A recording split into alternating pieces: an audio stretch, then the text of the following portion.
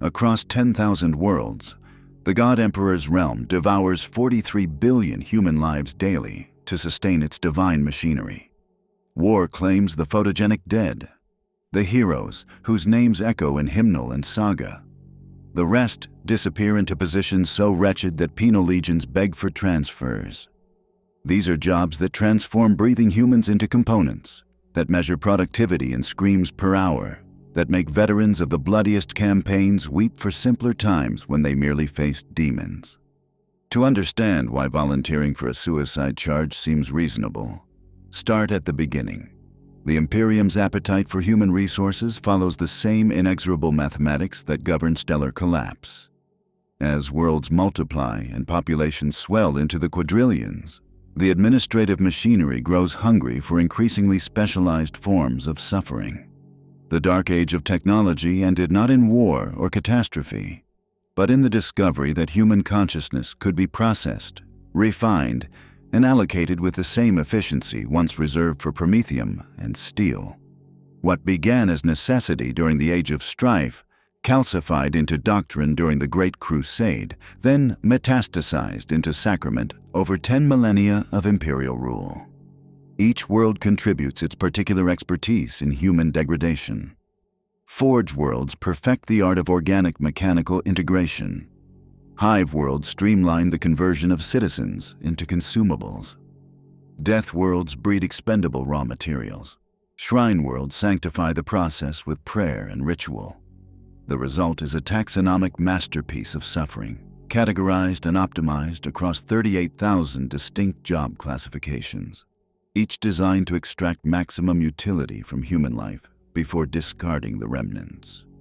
The Administratum maintains detailed efficiency metrics for these positions. Turnover rates, measured in hours rather than years.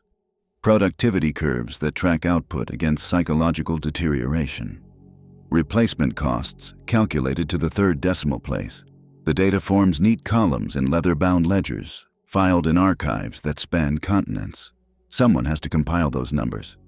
Names matter here because each name decides a fate. The servo skull preparation specialist harvests, cleans, and sanctifies human skulls for mechanical augmentation.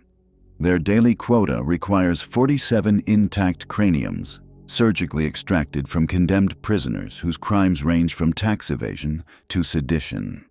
The work demands steady hands and a complete absence of squeamishness, as the preparation process involves delicate removal of brain tissue while preserving the neural pathways needed for basic motor functions. Specialists develop a distinctive pallor after 6 months of employment, a waxy complexion that colleagues call death-touched. The average tenure lasts 14 months before psychological breakdown necessitates replacement. The irony writes itself.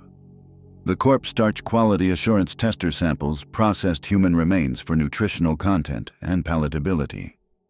Each shift requires consumption of 36 test portions across 12 flavor categories, including Terran Standard, Vat-Grown Enhanced, and Penal Colony Mixed.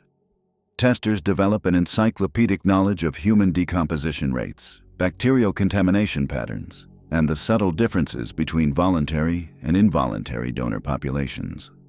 They learn to identify the source world by taste alone. Cadian corpse starch carries notes of artillery smoke, while catechins samples retain a distinctive jungle sweetness. The position offers comprehensive dental coverage, though few testers survive long enough to require it. The Astropath message screener filters psychic communications for heretical content before transmission to higher authorities. They experience every nightmare, blasphemy, and forbidden thought that passes through the Imperium's communication network, their minds serving as a divine sieve for humanity's darkest impulses. Screeners develop elaborate mental defenses, mantras, visualization techniques, cognitive compartments. But the demon whispers seep through regardless. After 18 months, most screeners can no longer distinguish between heretical thoughts and their own.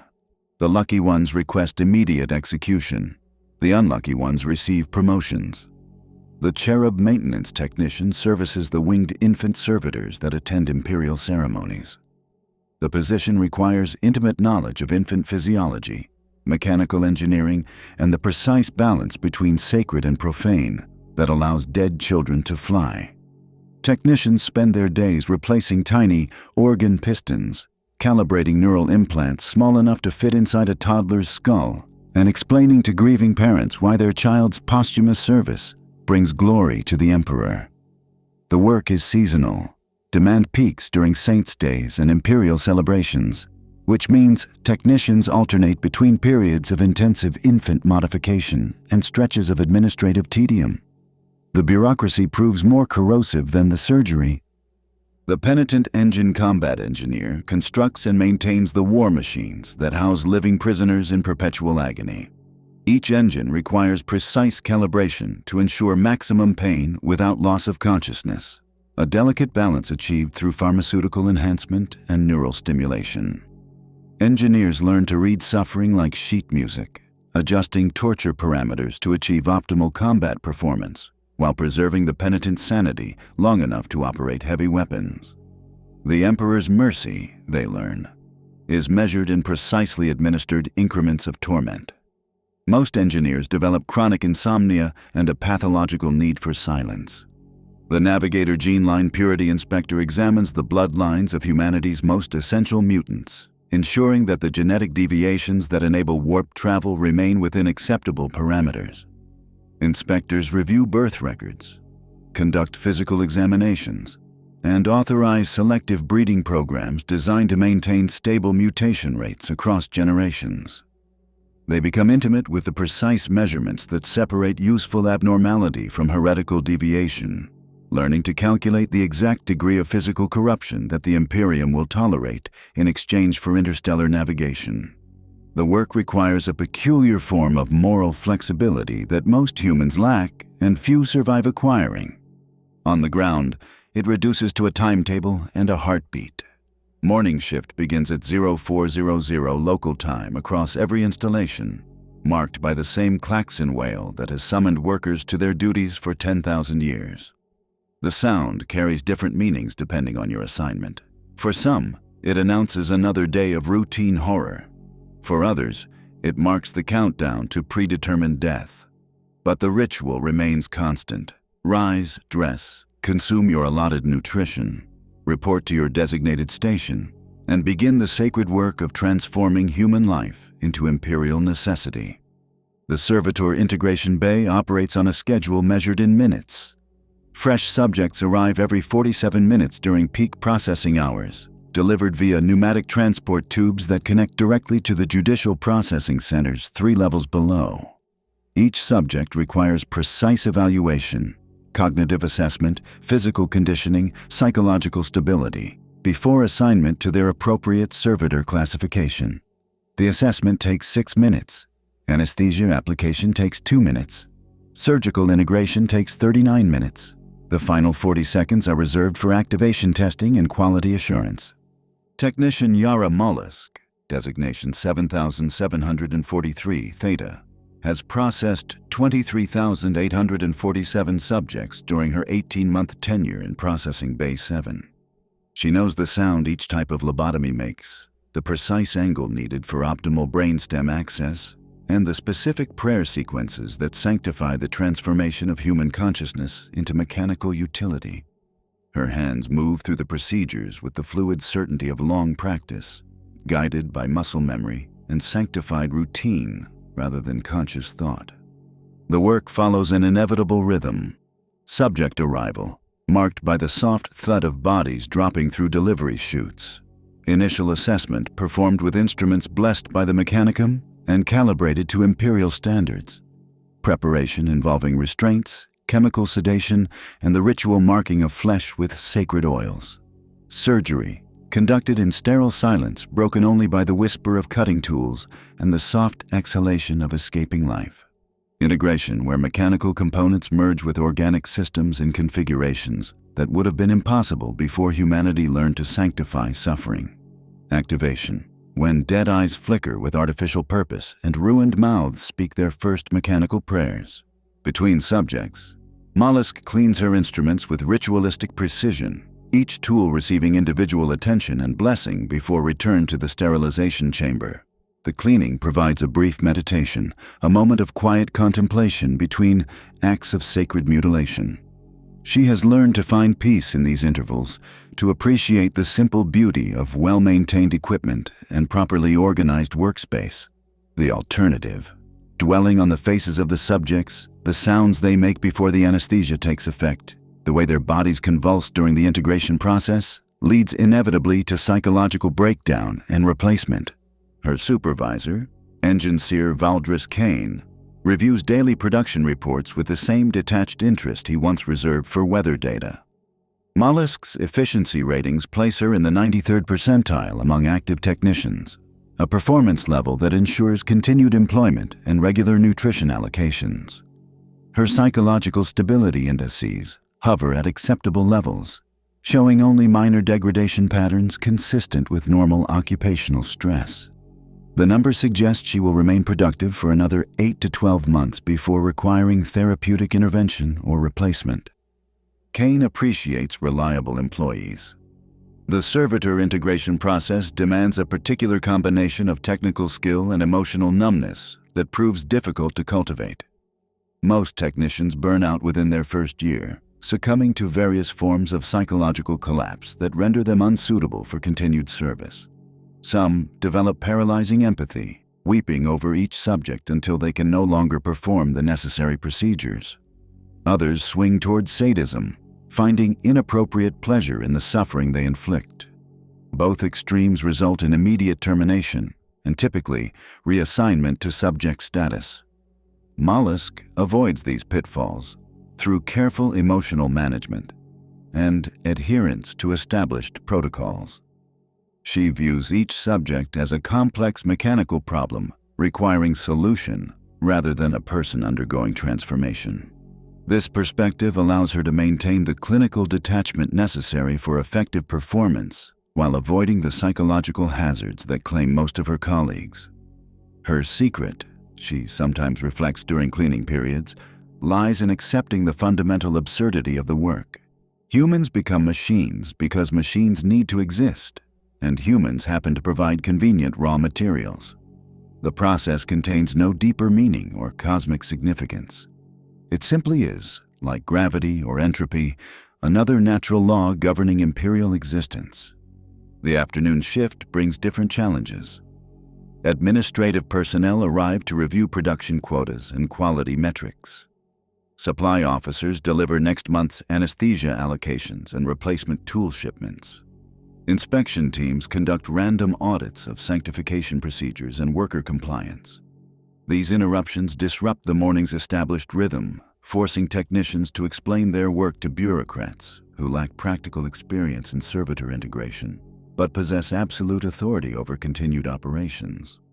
Mollusk has learned to navigate these encounters with appropriate deference and minimal elaboration.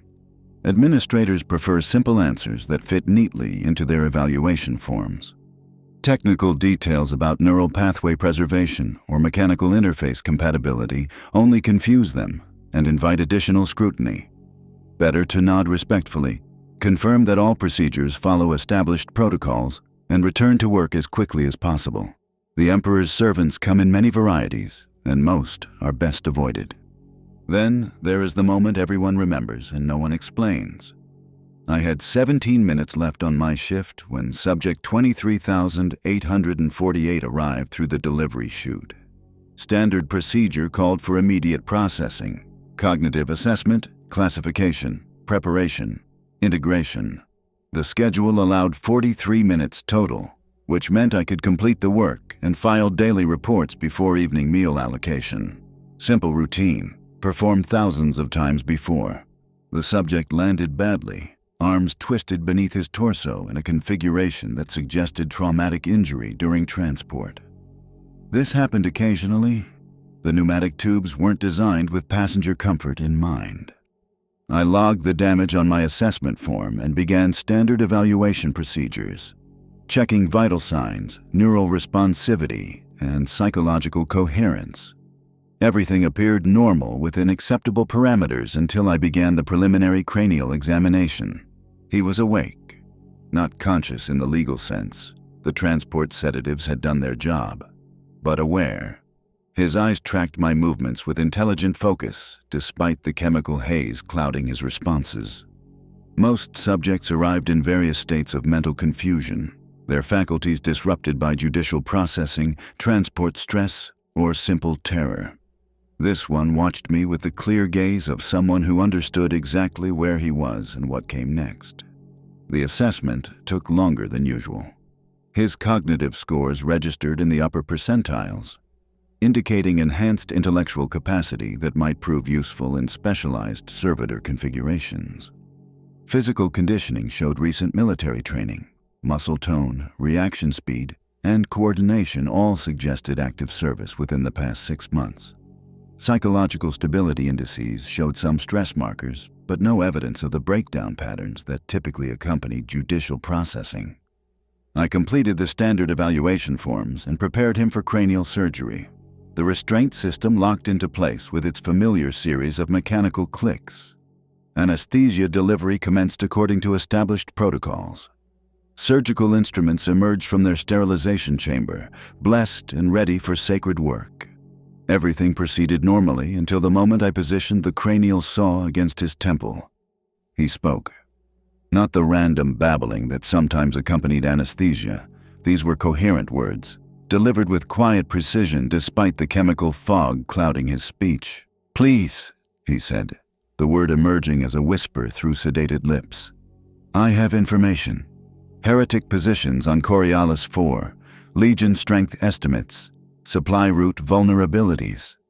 Standard protocol required immediate termination of any subject attempting communication during preparation phases.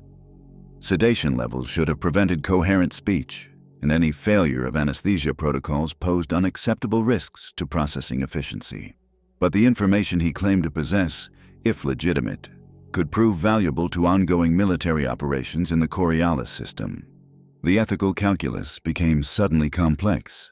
I had 2 choices: complete the integration process according to schedule, transforming a potentially valuable intelligence asset into a standard servitor unit, or halt the procedure, report the situation to supervisory personnel, and accept whatever administrative complications resulted from deviation from established protocols. Neither option offered clear advantages. Completing the integration eliminated any possibility of intelligence extraction but maintained processing quotas and avoided bureaucratic attention.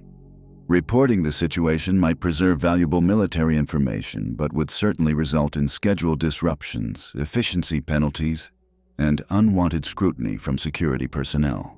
The subject continued speaking, his voice growing stronger as some combination of adrenaline and desperation overcame the sedative effects. Details about heretic fortifications, troop movement patterns, weapon caches and supply depots.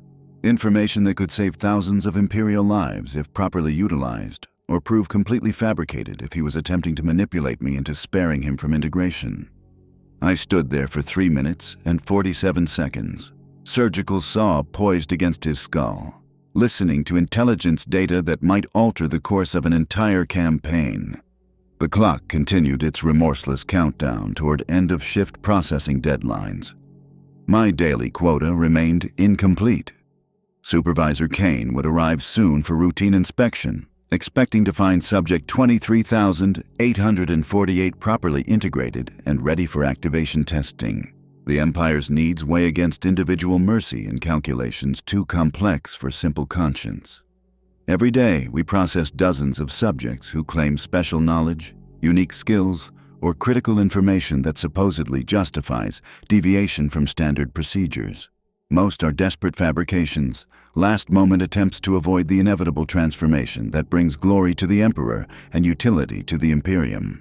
Believing such claims leads to processing inefficiencies, quota failures, and administrative complications that threaten the sacred work of servitor integration. But sometimes, rarely, perhaps once in 1,000 cases, the claims prove legitimate. I activated the emergency communication system and summoned Engineer Kane to Processing Bay 7. The decision to involve supervisory personnel guaranteed complications but eliminated the burden of individual choice. Kane would evaluate the subject's claims, determine their validity, and issue appropriate instructions. If the intelligence proved valuable, he would receive commendation for preserving an important Imperial asset. If it proved false, he would authorize standard integration and note the processing delay in my permanent record. The subject continued providing tactical details while we waited for Kane's arrival. Heretic artillery positions with precise coordinates, supply convoy schedules with route information, command structure analysis with personal details about enemy leadership. Either he possessed extensive first-hand knowledge of Coriolis IV operations, or he had prepared remarkably convincing false intelligence for exactly this contingency. Kane arrived 12 minutes later, accompanied by an interrogator chaplain whose presence suggested elevated security protocols. They questioned the subject for 37 minutes, cross-referencing his claims against classified military databases and established intelligence reports. The interrogation confirmed several previously unknown details about heretic operations while revealing minor discrepancies in others. Overall assessment classified the intelligence as potentially valuable, but requiring verification through alternative sources. The final decision surprised everyone. Rather than preserving the subject for extended interrogation or proceeding with standard integration, Kane ordered immediate termination, followed by complete destruction of all remains. The intelligence, while potentially useful, had been compromised through exposure to unauthorized personnel. Security protocols required elimination of all witnesses to prevent intelligence leaks, including the subject himself and anyone who had heard his revelations. I completed the termination procedures in silence, burning the subject's remains in the sanctified furnaces that consumed all waste products from Processing Bay 7. The intelligence died with him, neither preserved for Imperial use nor forgotten through mechanical integration. Administrative records showed subject 23,848 as processed according to standard protocols with no unusual circumstances noted. The next subject arrived 43 minutes behind schedule, disrupting the afternoon processing rhythm and forcing overtime work to maintain daily quotas. I completed the integration procedures with mechanical precision, transforming living flesh into sacred machinery without pause for reflection or regret. The work continued because the work always continues, regardless of individual conscience or cosmic irony. That night, during allocated rest periods, I dreamed of artillery coordinates and supply convoy schedules. Information that might have saved thousands of Imperial lives burned in my memory with the same intensity as the furnaces that consumed subject 23,848's remains. I woke with the taste of ash in my mouth and reported for duty 17 minutes early the next morning. After the smoke clears, the rules return. The Administratum maintains comprehensive oversight of all worst job classifications through an elaborate system of quotas, inspections, and performance metrics. Each position operates within precisely defined parameters that specify productivity requirements, acceptable casualty rates, and psychological stability thresholds. Workers who exceed these parameters receive commendation and enhanced nutrition allocations. Those who fall short face disciplinary action ranging from reduced rations to reassignment as servitor subjects. Quality control inspectors conduct random audits to ensure compliance with established protocols. These inspections involve detailed review of work procedures, examination of finished products, and psychological evaluation of workers. Inspectors possess absolute authority to modify operational procedures, reassign personnel, or terminate positions that fail to meet Imperial standards. Their reports determine budget allocations, personnel assignments, and the continued existence of entire facilities. The inspection process follows ritualized procedures designed to minimize disruption while maximizing oversight effectiveness. Advance notification arrives exactly 72 hours before inspector arrival, allowing sufficient time for routine maintenance and preparation without enabling systematic concealment of operational problems. Workers undergo individual interviews lasting precisely 15 minutes, during which they answer standardized questions about job satisfaction, procedural compliance, and loyalty to Imperial doctrine. Facilities receive comprehensive evaluation covering safety protocols, efficiency metrics, and product quality standards. Punishment systems operate with mechanical precision. Minor violations result in reduced nutrition allocations, extended work shifts, or assignment to less desirable duties. Major infractions trigger immediate review processes that typically conclude with worker replacement and reassignment to subject status. The most serious violations, those involving sabotage, heretical activity, or gross dereliction of duty, result in summary execution followed by complete erasure from administrative records. The enforcement apparatus extends beyond individual facilities to encompass entire planetary systems. Regional coordinators monitor production statistics, casualty reports, and efficiency trends across hundreds of installations. They identify systematic problems, coordinate resource allocation, and authorize facility closures when necessary. Their recommendations shape Imperial policy regarding worst job classifications, determining which positions receive continued support and which face elimination through budget reduction. Worker replacement follows standardized procedures designed to minimize transition disruptions. New personnel undergo 3 weeks of intensive training covering technical procedures, safety protocols, and psychological preparation. Training programs emphasize the sacred nature of the work, the necessity of individual sacrifice for Imperial glory, and the spiritual rewards that accompany faithful service. Most trainees complete the program successfully and report for duty with appropriate mental conditioning and technical competence. Some positions require specialized recruitment strategies. Servitor technicians are typically drawn from medical or engineering backgrounds, individuals who possess the technical skills necessary for complex surgical procedures while lacking the emotional sensitivity that would interfere with effective performance. Corpse starch workers usually come from agricultural or food processing industries, bringing experience with quality control and contamination prevention.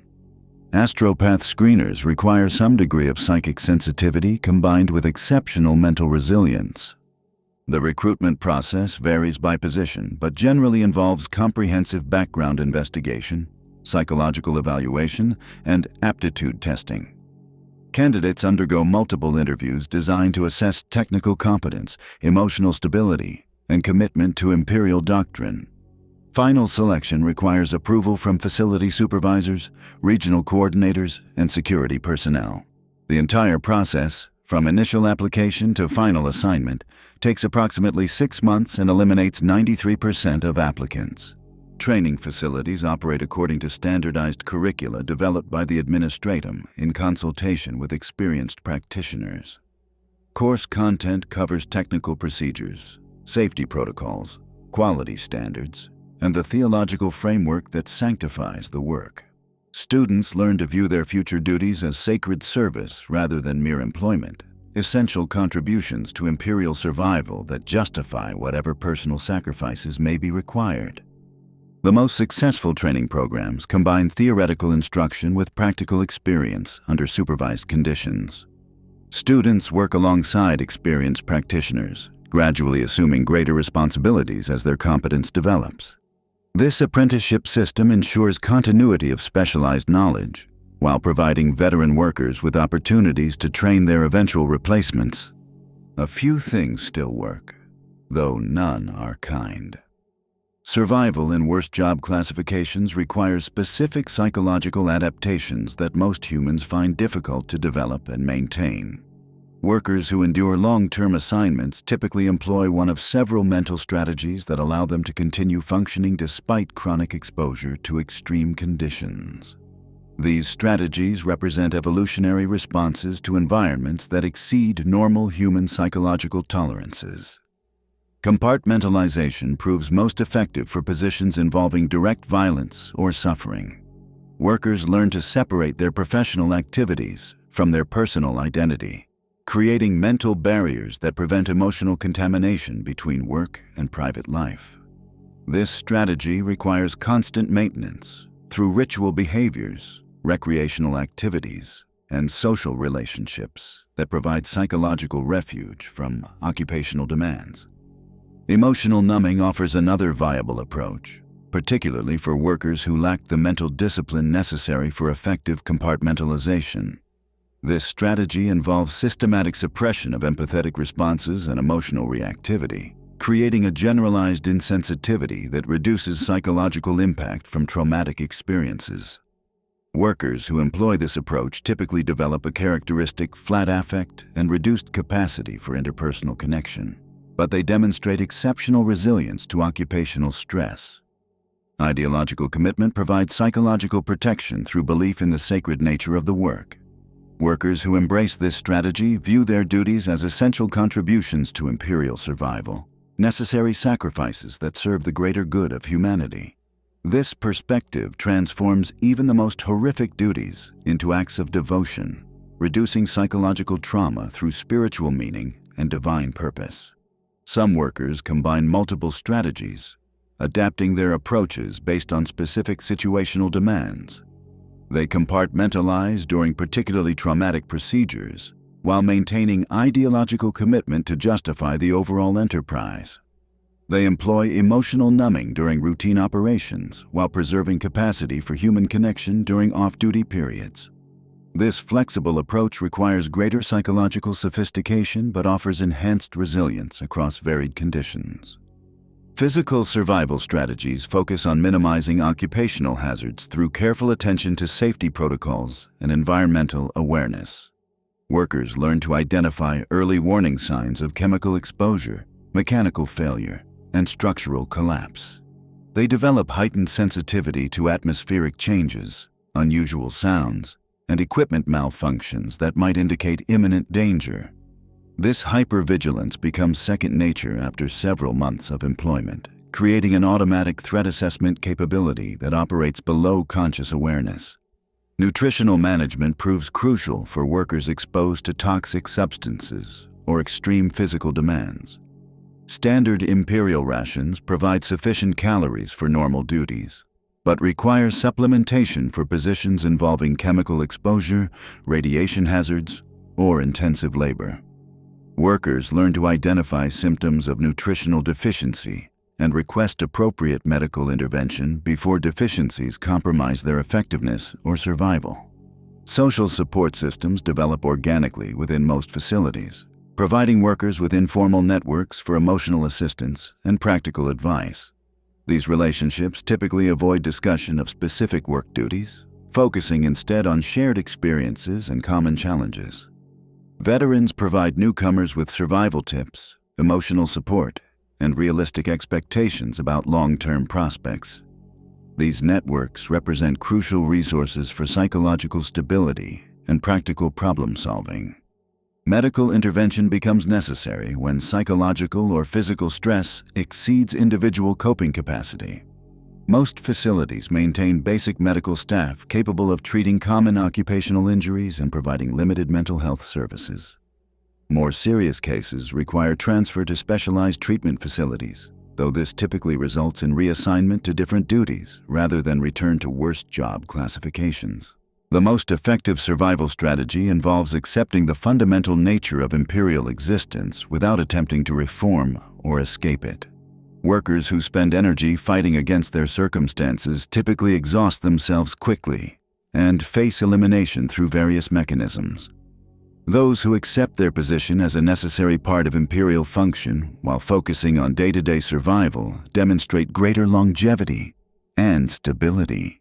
Regular communication with family members provides psychological anchoring for workers who maintain outside relationships. These connections offer perspective on life beyond the workplace, while providing motivation for continued survival. However, many positions require security clearances that limit outside contact, and some workers find that maintaining normal relationships becomes impossible after extended exposure to worse job environments. Religious observance offers comfort and meaning for workers who can reconcile their duties with imperial doctrine. Prayer, ritual, and community worship provide psychological refuge while reinforcing the ideological framework that justifies the work. However, some workers find that extended exposure to human suffering challenges their faith in ways that traditional religious practice cannot address. Recreation and entertainment serve essential functions in maintaining psychological health.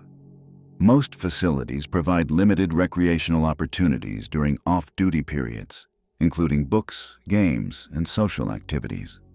Workers who utilize these resources demonstrate better mental health outcomes and greater job longevity than those who isolate themselves during rest periods. Professional development opportunities exist within some worst job classifications, allowing experienced workers to advance to supervisory positions or transfer to related duties with better conditions. These advancement pathways provide motivation for continued service while utilizing accumulated expertise in training new workers. However, promotion typically requires demonstration of exceptional psychological resilience and technical competence that few workers can sustain long-term. Step back far enough and the pattern refuses to blink. The Imperium's worst jobs exist not as aberrations or administrative failures, but as essential components of humanity's survival strategy in a universe that regards human life as expendable raw material. Each position serves specific functions within larger systems designed to extract maximum utility from available resources, while maintaining the ideological structures that justify continued operation.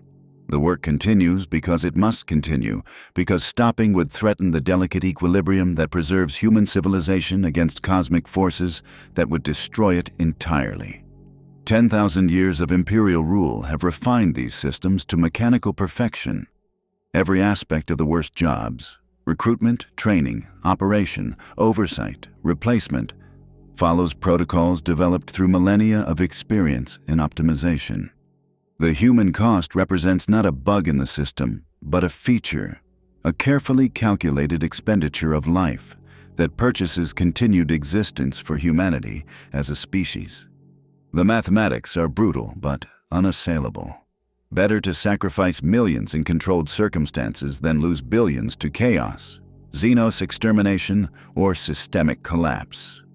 The workers themselves exist as both victims and beneficiaries of this arrangement. They suffer individual trauma and premature death, but they also participate in humanity's greatest collective achievement, survival in a universe designed to eliminate human existence. Their sacrifice enables the continued operation of the Imperium, which in turn protects trillions of human lives across 10,000 worlds. The moral calculus defies simple judgment, existing in a realm beyond traditional ethics, where survival itself becomes the highest virtue. Regional variations in worst job implementation reflect local conditions and resources while maintaining fundamental consistency with imperial doctrine. Forge worlds emphasize mechanical integration and technological efficiency. Hive worlds focus on population processing and resource extraction. Death worlds breed hardy workers capable of extreme conditions. But the underlying purpose remains constant: transform human life into imperial utility through systematic application of controlled suffering. The administrative apparatus that governs these systems represents one of humanity's most sophisticated achievements in organizational management. Millions of bureaucrats, supervisors, inspectors, and coordinators work in perfect harmony to maintain operations across galactic distances and millennial timescales. Their dedication to duty mirrors that of the workers they oversee, though their suffering takes different forms: psychological stress rather than physical trauma, administrative responsibility rather than direct violence, the weight of necessary decisions rather than the burden of carrying them out. Future developments in worst job methodology promise even greater efficiency through improved technology, enhanced training protocols, and refined psychological conditioning. The Mechanicum continues developing new servitor integration techniques that reduce waste while improving product quality. The Administratum refines recruitment and selection processes to identify workers with optimal psychological profiles for specific positions. The Ecclesiarchy develops theological frameworks that provide enhanced spiritual support for workers while reinforcing their commitment to duty. These improvements serve the same fundamental purpose that has driven imperial policy for 10 millennia: ensure humanity's survival through optimal resource utilization. The worst jobs will continue to evolve, becoming more efficient and effective while maintaining their essential character as crucibles where human life transforms into imperial necessity. The workers will continue to suffer and die, their individual tragedies subsumed into the larger narrative of species survival. The great irony lies not in the existence of these positions, but in their necessity. The Imperium's worst jobs exist because humanity faces threats that require the absolute dedication of human resources to counter. Without servitor integration, Imperial technology would lack the organic components necessary for complex operations. Without corpse starch processing, Imperial populations would face starvation. Without astropath screening, Imperial communications would collapse under the weight of heretical contamination. Each worst job addresses specific vulnerabilities in the human condition while creating new forms of suffering that require additional management systems. The cycle perpetuates itself with mechanical inevitability, generating ever more sophisticated methods of controlled human degradation in service of species preservation. The workers understand this paradox even when they cannot articulate it. They serve humanity by abandoning their humanity, preserve life by accepting death, find meaning through the systematic destruction of meaning itself. The Emperor's divine wisdom encompasses this contradiction without resolving it. Human nature requires both individual sacrifice and collective survival, personal meaning and species-level utility, the preservation of humanity, and the transformation of humans into something beyond merely human. The worst jobs exist at the intersection of these irreconcilable demands, serving as pressure valves that allow the system to function despite its internal contradictions. In the end, the pattern emerges with crystalline clarity. The Imperium manufactures suffering with the same industrial efficiency it applies to starship construction or ammunition production. Every component serves its purpose. Every process operates according to specification. Every outcome advances the larger project of human survival. The workers who staff these positions understand their role in this grand design. Even when understanding brings no comfort, the machine needs what it needs, and humanity provides it willingly.